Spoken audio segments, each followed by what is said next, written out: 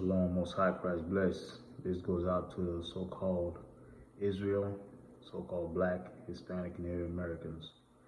All right. I just read John 18 and chapter 19. Just a little prefix of what took place.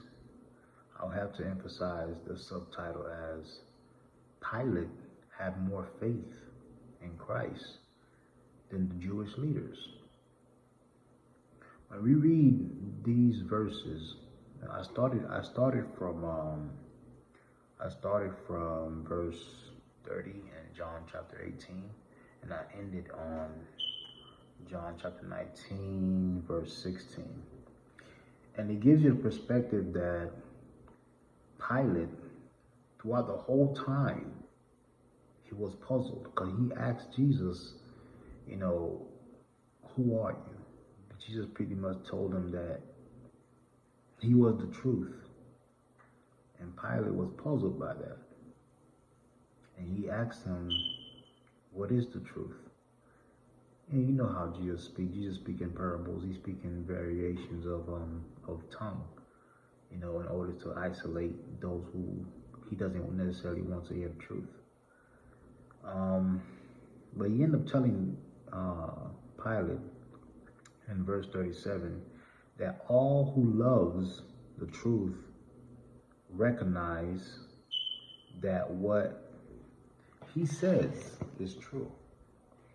So Jesus ended up saying that his kingdom is not of this world, is not of this earthly world. And he continues to give credibility that he is the king of the Jew, although not spoken directly of that claim. But my purpose of this video is to give you guys the inclination that Pilate had more faith than the Jews.